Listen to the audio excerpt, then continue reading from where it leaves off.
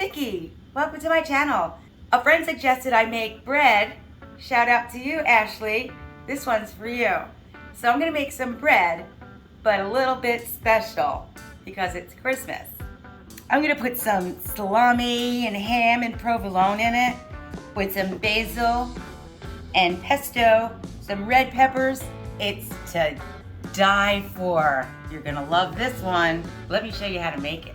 I get to use my big mixer today. I'm so excited. You have no idea.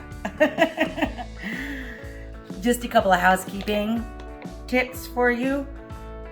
Your mixer has to be 375 watts or better. Otherwise, it's not going to be powerful enough and you might break the motor. So check your instructions. And what we're going to be doing, which is the reason I love the mixer, is kneading the dough in the mixer, so I don't have to do that. But just stay nearby so your guy doesn't walk away. Don't go any higher than the number 4 setting, and it'll take about 8 minutes. All right, let's get to it. I'm gonna put my dough hook in. It's gonna take 3 cups of flour. This is just my basic French bread recipe. It's my favorite. It's very versatile. It's great for, it goes well with meat because we'll be putting lots of meat in it. And when you're measuring your flour, use a scoop and level it off with the end of the scoop or a knife if you don't have the scoop. So that's 3 cups of flour, a tablespoon of sugar, 2 teaspoons of salt, a package of active dry yeast. And about the dry yeast, if you have a package, you're pretty certain that it's gonna be good. If you're using yeast that's in a jar, you're gonna need to bloom the yeast. And that means you're gonna put the yeast in water and let it sit and see if it foams up. That means your yeast is active and good to use if you're not sure. But I know that I just opened this package, I know it's good. I'm just gonna dump it right in, it don't have to bloom. I'll leave a recipe up there that shows blooming the bread for you.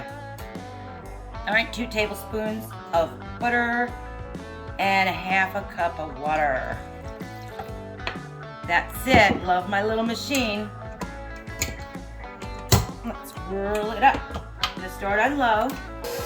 Once I see the flour is getting incorporated, I'm going to turn it a little higher. You see my dough is struggling a little bit, so I'm going to look at it.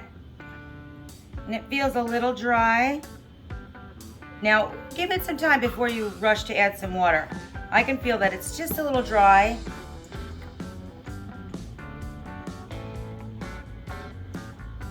I'm just gonna add a smidgen of water.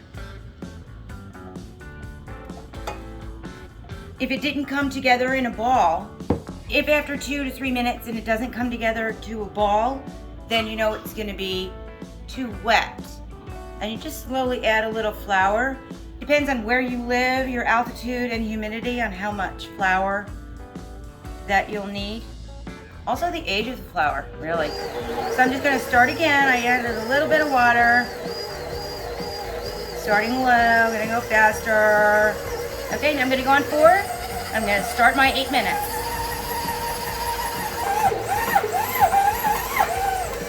Okay, my 8 minutes are up. I'm gonna go ahead and check it. Should feel a little warm. And when you pull it, it should be elastic.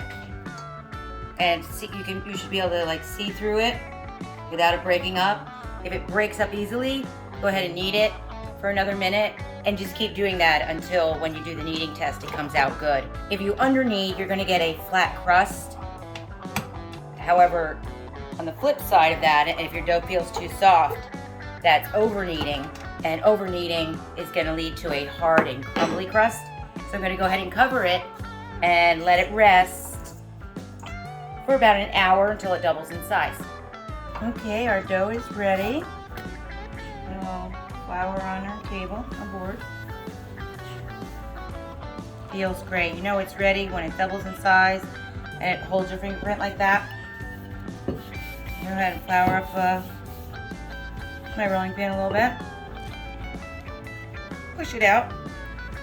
I'm looking for a rectangle shape, so I'm gonna start the rectangle a little bit with my hands. And then we roll.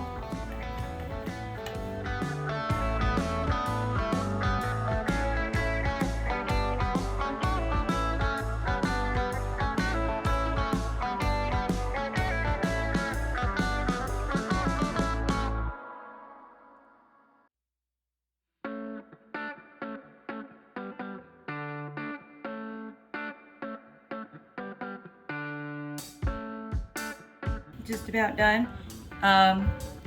If you're having a problem making the corners for the rectangle, you just take your rolling pin and roll it towards the corner.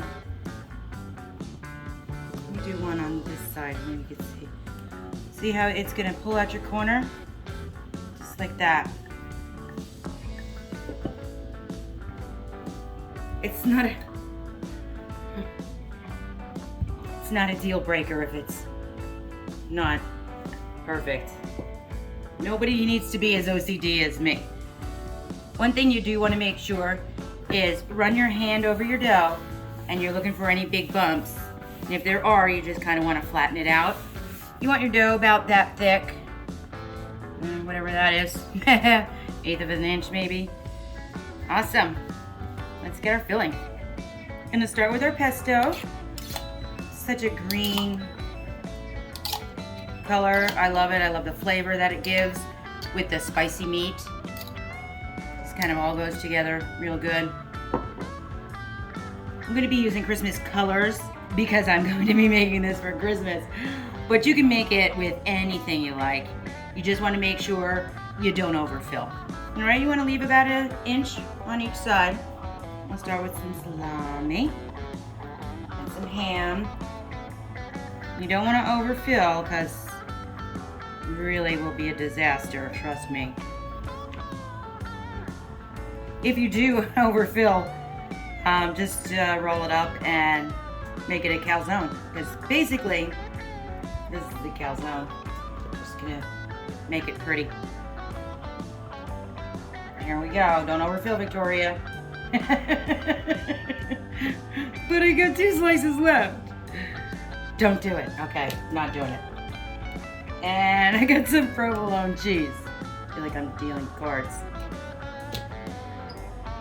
Now I went ahead and changed my mind about the basil. I was really looking for green, and pesto has basil. So I'm gonna go ahead and use jalapeno peppers.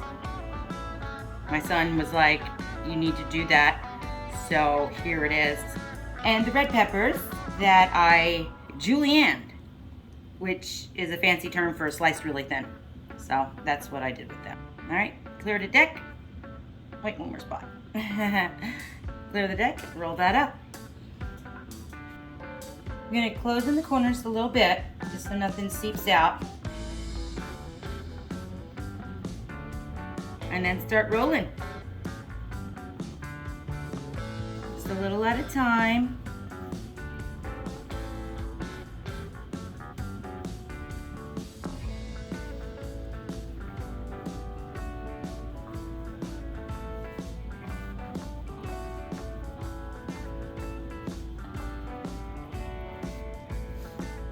You want to wet your edge, this way it'll stick. This is going to be so good. I'm so excited. It's not the first time I made it, and I'm just super excited. And just fold it on top like this. This way you see a seam.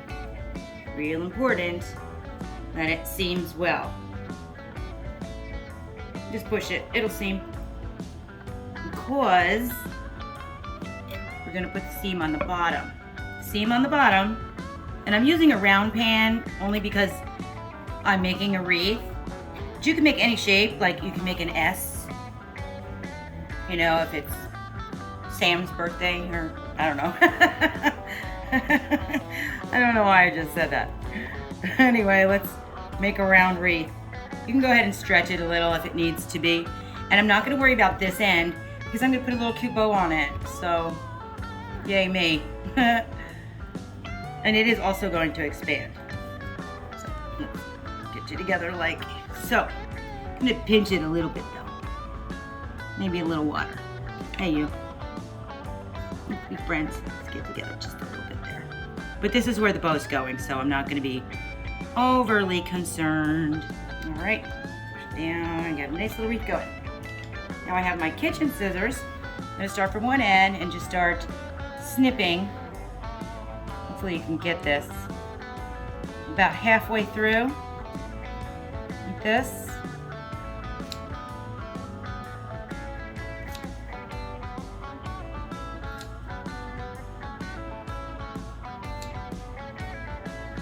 And keep on going.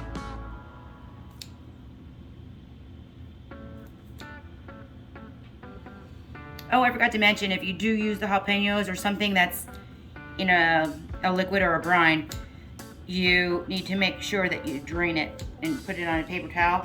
And this is why, because it'll just all ooze out. I've tried to put tomato sauce in this. Yeah, tomato sauce all over. I wouldn't recommend it. So now we're gonna take this little corner that we snipped up and push him out. Like that, so we can see, we're looking to see the inside. And this one I'm gonna push towards me, the opposite direction. Missed a couple of meats in there, like that. And then you're just gonna keep doing that.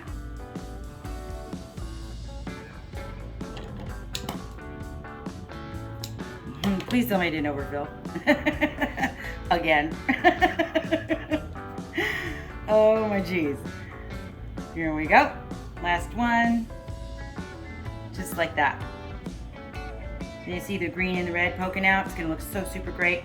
And now I'm gonna proof it a second time. I like to proof it in my microwave because I live in Florida and my air conditioner's on 24/7. But if your house is nice and warm, you can just go ahead and cover it. It should take a half an hour to an hour, and you'll see that your finger will be able to hold its shape. I'll show you that in a sec.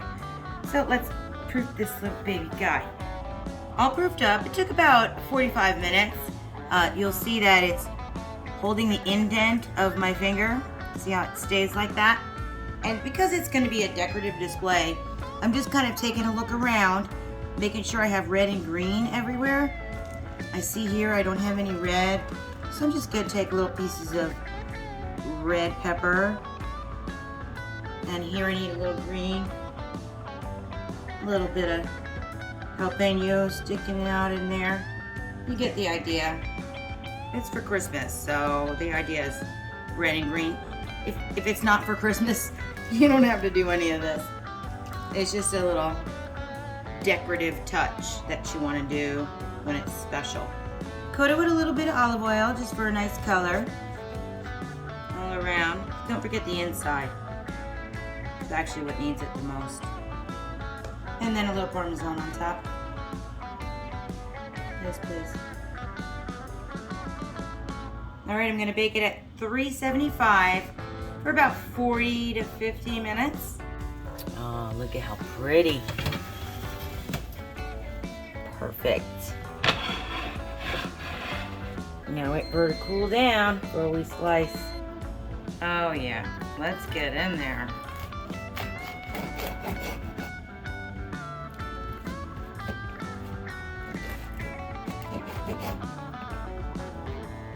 Look at that.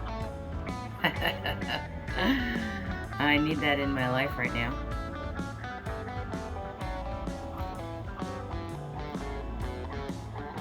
Oh. That is so good. I love the flavors. I can taste the salami. The jalapenos, cheese. So good and so pretty. So pretty. And you can make this any way you like.